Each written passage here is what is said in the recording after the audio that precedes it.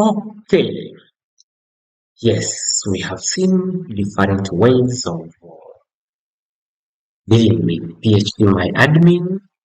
We have seen how to create databases. We have seen how to create tables.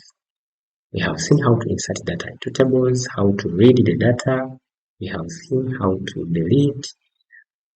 Today, let us look at how to update. Look at a few operations, and then we call it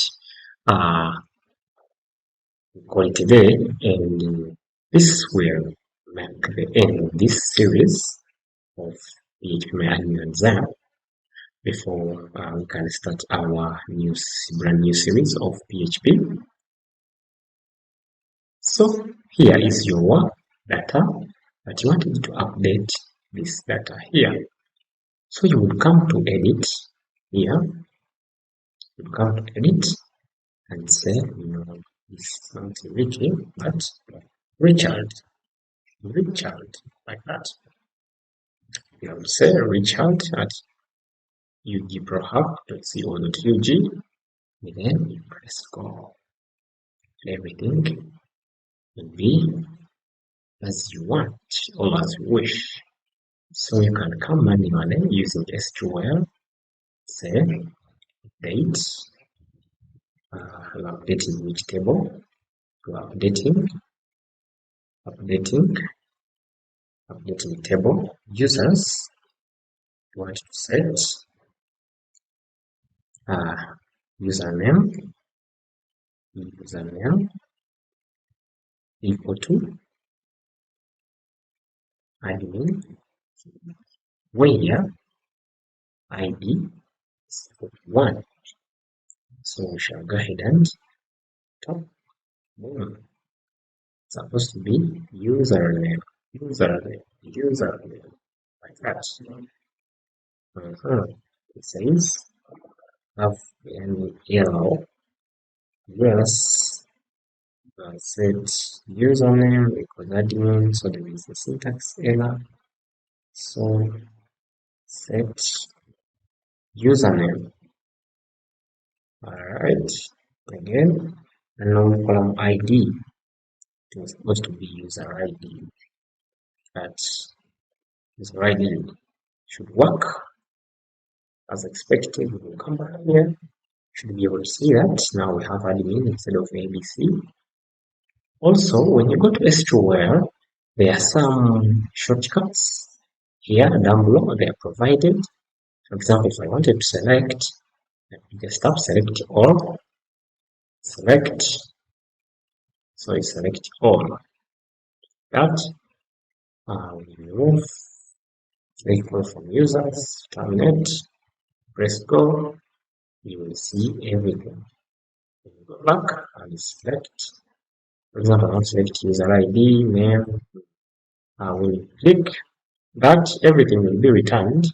But as well, you can modify it. I don't want to see the ID, I don't want to remove, that I don't want to see the password, remove, I want to see the last login, remove, and then you run. Should bring them, but without password and the IDs.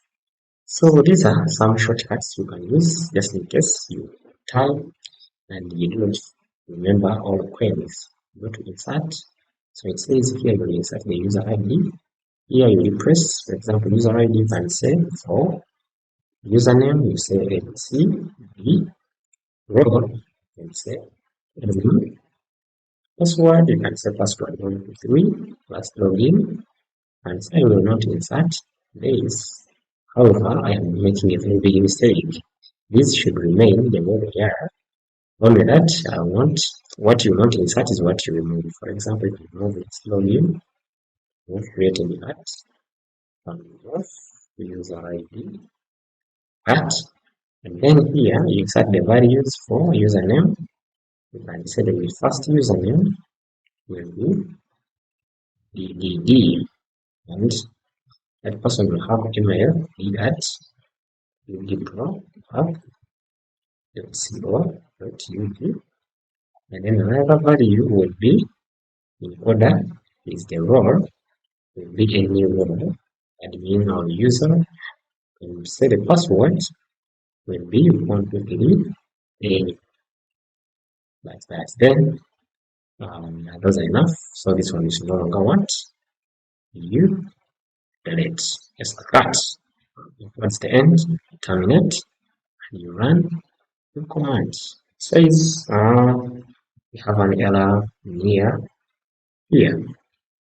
So there is a comma here, it's an code for, of course, that will be inserted successfully. So you can make good use of this, and also the structure here shows you how the blueprint of your SQL table. So we shall see also how to import to export the database. For example, you are done using it, you will export the database. So you come here, you export it as SQL, like that.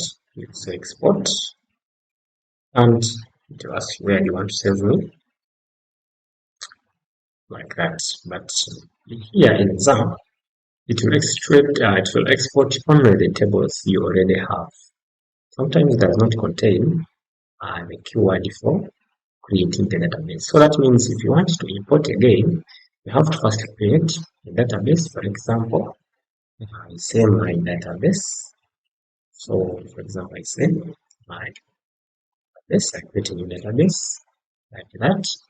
So after creating it, I can import that data in it. I choose my SQL file here. I don't remember where I saved it. See here. Alright, so after you put it here, you come back here, leave everything as default. Maybe if you do not have, you also have to select the database, because when we look at this database here, when you go to the desktop and open, for example,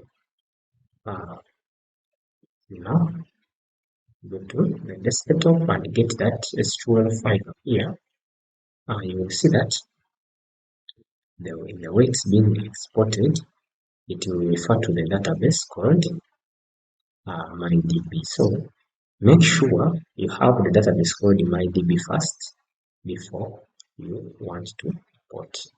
Just in case you do not have this database called MyDB, let's say we dropped it.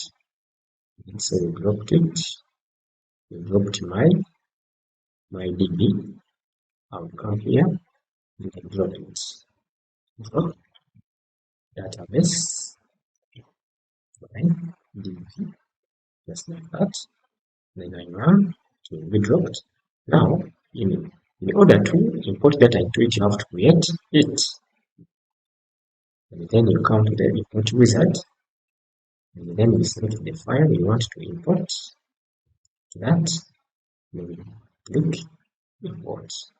Therefore, it will be import the same database, and then you will find your user there with all the information. Right, thank you for watching. This will mark the end of our Phpmyadmin and XAMPP series. We shall come up with a new playlist that will be having PHP how to in PHP. Every how to video, you will find it there. Once again, thank you for watching. See you there.